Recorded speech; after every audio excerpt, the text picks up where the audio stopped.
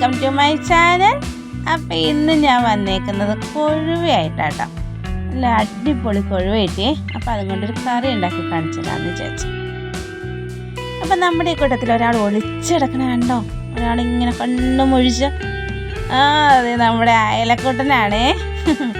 അവനെ ഒളിച്ചെടുക്കുമായിരുന്നു. അപ്പം നമുക്ക് കൊഴുവെല്ലാം വൃത്തിയാക്കി കഴുകി എടുത്തുകൊണ്ട് വരാം.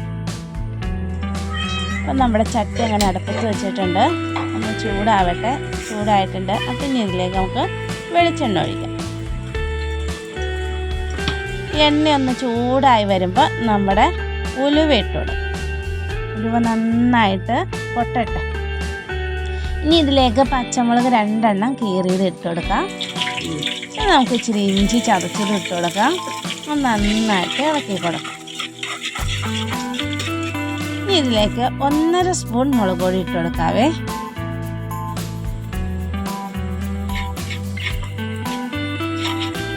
ഒരു 1/2 സ്പൂൺ മഞ്ഞൾപ്പൊടിയും കൂടി ഇട്ട് കൊടുക്കാം. സ്റ്റൗ ഒന്ന് ഓഫ് ചെയ്യണം കേട്ടോ. ചട്ടിക്ക് നല്ല ചൂടുണ്ടാവും. ഇനി ഇതിലേക്ക് നമുക്ക് കൊഴുവ നന്നാക്കി കഴുകി വെച്ചിട്ടില്ലേ, അതും കൂടി അങ്ങ് ഇട്ട് കൊടുക്കാം. നന്നായിട്ടൊന്ന് ഇളക്കിയെടുക്കണേ. ആ മുളകൊക്കെ അതിലേക്ക് നന്നായിട്ട് അങ്ങ് ഇട്ടിടാം. ഇനി സ്റ്റൗ ഓൺ ആക്കണം കേട്ടോ. ഇനി ഇതിലേക്ക് നമ്മൾ അരിഞ്ഞ് വെച്ചേക്കണ മുരിങ്ങാക്കോലും മാങ്ങയും കൂടി ഇട്ട് കൊടുക്കാം.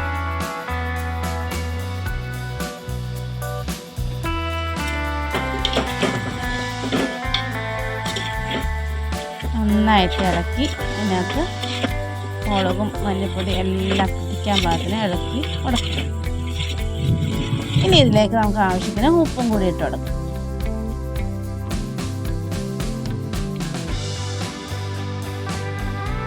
ഇനി ഇതിലേക്ക് നമ്മൾ അരച്ച് വെച്ചേക്കണ തേങ്ങയും കൂടി ഒഴിക്കാം. ആവശ്യത്തിന് വെള്ളവും കൂടി ഒഴിച്ചു കൊടുക്കാം.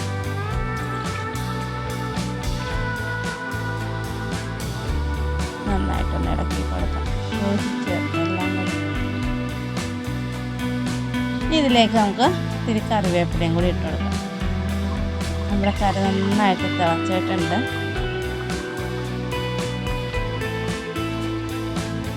നമ്മുടെ കറി ഇവിടെ ശരിയായിട്ടുണ്ട്.